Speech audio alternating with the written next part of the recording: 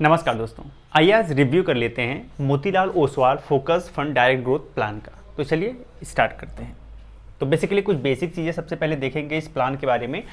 तो ये जो प्लान है ये बेसिकली इसका बेंचमार्क निफ्टी 500 ट्राई है या निफ्टी 500 ट्राई को ट्रैक करता है। NAV 52.51 है वर्तमान में।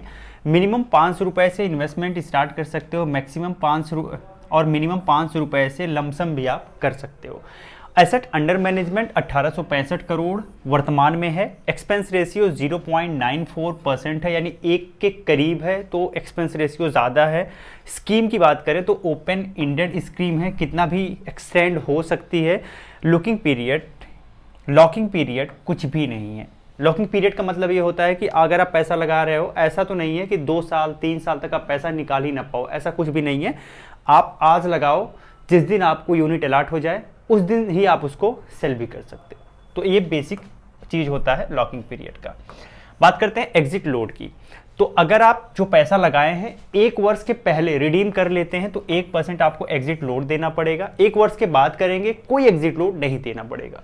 स्टाम्प ड्यूटी 0.005% है, जो कि नॉर्मली सारी स्कीम में रहती है। ऑब्जेक्टिव की बात करते हैं तो यह प्लान ये कहता है कि भाई हम लॉन्ग टर्म में, यहाँ पे जी है, लॉन्ग टर्म में हम कैपिटल आपका बढ़ा के देंगे, कैपिटल एप्रिसिएट करके देंगे। साथ ही साथ यहाँ पर अप्रॉक्स 30 कंपनियों पर ये फोकस करेंगे जो कि मल्टी कैप कंपनियां होंगी, यानी अलग अलग मार्केट कैपिटलाइजेशन की कंपनियां होंगी।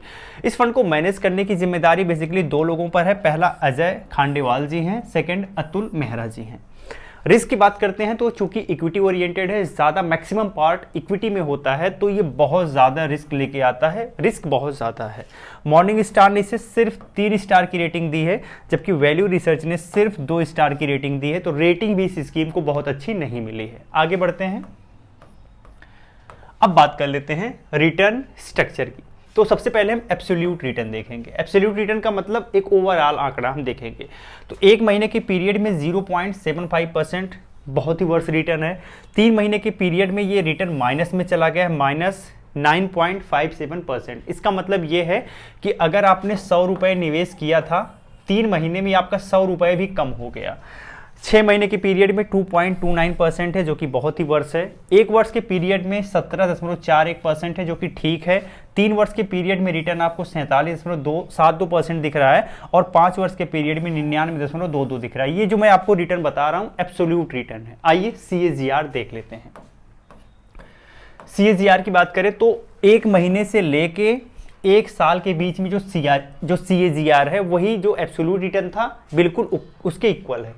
अब 1 साल के बाद ये आंकड़ा चेंज होगा। जब 3 वर्ष के पीरियड में अगर आप CAGR निकालोगे तो 13.89% निकल के आ रहा है, जो कि कम है। और 5 वर्ष के पीरियड में 14.78% है, जो कि बहुत अट्रैक्टिव देखने को नहीं मिल रहा है। तो ये आपने रिटर्न की बात कर ली। आगे बढ़ते हैं, कैटेगरी की बात कर लेते हैं। तो अगर इसका जो कैटेगरी का एवरेज रिटर्न है और इस फंड ने क्या दिया है और इस फंड का रैंक क्या है इसके कैटेगरी के हिसाब से, वो देख लेते हैं। तो 1 वर्ष के पीरियड में जो कैटेगरी का एवरेज रिटर्न है वो 16.6% है, जबकि फंड ने आपको 19% दिया है। तो हम कह सकते हैं कि ये थोड़ा सा इससे अच्छा किया है। लेकिन 3 वर्ष के पीरियड में कैटेगरी का एवरेज रिटर्न 16.6 है और इसने सिर्फ 14.3 दिया है, मतलब एकदम गया गुजरा काम किया है 3 वर्ष के पीरियड में। कैटेगरी का 5 वर्ष के पीरियड में रिटर्न 18.1% निकल के आ रहा है, इसने सिर्फ 14.5% दिया, यानी यहाँ पर भी इसने खराब काम किया है। ऑल टाइम में कैटेगरी का रिटर्न नहीं है, इसने 15.4% का रिटर्न दिया है, जो कि अट्रैक्टिव नहीं देखने से लगता। रैंक की बात करते हैं तो 1 वर्ष के पीरियड में इसको 73 रैंक मिला है, 3 वर्ष के पीरियड में 55 रैंक मिला है, 5 वर्ष के पीरियड में 45 रैंक मिला है। साफ साफ देखने से ये लगता है कि इसके जो फंड मैनेजर हैं बिल्कुल भी अच्छा काम नहीं कर रहे हैं, ये फंड अच्छा काम नहीं कर रहा। आगे बढ़ते हैं, कुछ रेशियो को देखेंगे तो आप और ज़्यादा अच्छे तरीके से समझ जाएंगे। PE रेशियो की बात करें तो 31.31 है, PB रेशियो 3.661 है, ये दोनों छोड़ दीजिए। आगे आते हैं अल्फा। अल्फा -1.86 है। अगर यही माइनस ना होकर प्लस रहता तो हम ये कहते कि चलो ठीक है, थोड़ा सा अल्फा तो ठीक है, लेकिन यहाँ पर अल्फा माइनस में जा रहा है, यानी रिटर्न देने की कैपेसिटी इसकी बड़ी ही खराब है। बीटा की बात करें तो बीटा तो ठीक है, चलो 0.90 है। 1 से कम है, ठीक है। शार्प रेशियो 0.56 है, 1 से बहुत वर्स्ट कंडीशन है। सार्टिनो की बात करते हैं तो ये 0.87 है जो कि 1 से कम है। ये दोनों केस में ये आपका नेगेटिव है, ये नेगेटिव पॉइंट है, ये तो महा नेगेटिव पॉइंट है, सिर्फ ये जो है पॉजिटिव पॉइंट है। एक यहाँ पे बीटा पॉजिटिव पॉइंट निकल के आ रहा है। स्टैंडर्ड डेविएशन की बात करें तो ये भी 13.8 से लगभग 14 के करीब है, तो हम इसे भी नेगेटिव ही मानेंगे, क्योंकि स्टैंडर्ड डेविएशन जितना कम फंड उतना ज़्यादा स्टेबल काम करता है। तो अब यहाँ पे देखेंगे नेगेटिव चीज़ें आपको ज़्यादा देखने को मिल रही हैं। आगे बढ़ते हैं और एक चीज़ आपको और बता देते हैं। अब यहाँ पे एलोकेशन की बात कर लेते हैं। तो 98.99% इन्होंने इक्विटी में एलोकेट किया है, डेट में कुछ भी नहीं एलोकेट किया है, जबकि कैश में 1.03% एलोकेट किया है। इतना ज़्यादा इक्विटी में निवेश करने के बाद इतना खराब परफॉर्मेंस बिल्कुल पच नहीं रहा है। टोटल 21 स्टॉक में इन्होंने पैसा लगाया है। इस प्लान के जो फंड मैनेजर हैं 21 स्टॉक में पैसा लगाए हैं, जिसमें जो टॉप के 5 स्टॉक हैं मैंने आपको यहाँ पे दिखा दिया है। पहला रिलीगेयर इंटरप्राइजेज लिमिटेड, जिसमें इन्होंने 10.24% लगाया है। सेकंड L&T में इन्होंने 10.04% लगाया है। थर्ड FSN में इन्होंने 9.77% लगाया है। फोर्थ ZF कॉमर्शियल व्हीकल में 9.54% लगाया है। पिरामल इंटरप्राइजेज में 9.29% पैसा लगाया है। तो ये इनके टॉप 5 होल्डिंग्स हैं, जिनमें इन्होंने लगभग 42% के करीब पैसा इन्होंने लगाया है। और अगर आप इनके टॉप 10 होल्डिंग देखेंगे तो अप्रॉक्स 80% पैसा 10 स्टॉक्स में देखने को मिल सकता है। अब टैक्सेस की बात कर लेते हैं।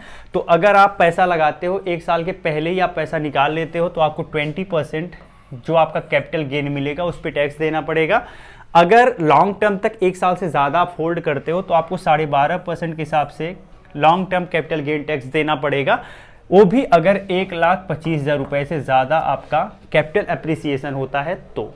अब सब कुछ आपने देख लिया। अब मैं इसे कितना रेटिंग देना चाहूँगा, क्योंकि इसकी मेरे हिसाब से बहुत ही बेकार लग रही है, परफॉर्मेंस बहुत ही ज़्यादा ख़राब है, तो मैं इसे सिर्फ और सिर्फ 1 स्टार की रेटिंग दूंगा। और अगर आप ये वीडियो देख रहे हैं तो मैं आपको बिल्कुल कहूँगा कि इस स्कीम में पैसा नहीं लगाने लायक है। ये स्कीम बिल्कुल बहुत ही ख़राब काम कर रही है, तो इसमें आप पैसा लगाने से बिल्कुल बचें। यह एक एजुकेशनल वीडियो है, न कि कोई buy and sell recommendation. Buy and sell करने के लिए अपने फाइनेंशियल एडवाइजर से सलाह जरूर ले लीजिए। अगर आप रेगुलर ट्रेडिंग करते हैं आपके पास एक अच्छा डीमेट अकाउंट होना जरूरी है। आप वीडियो के डिस्क्रिप्शन में जाके लेमन के साथ जुड़ सकते हैं। लेमन का डीमेट अकाउंट बिल्कुल फ्री है, कोई चार्ज नहीं है और आपको ब्रोकरेज भी नहीं देना पड़ेगा। तो फिर देर किस बात की, जल्दी से विजिट करिए। जय।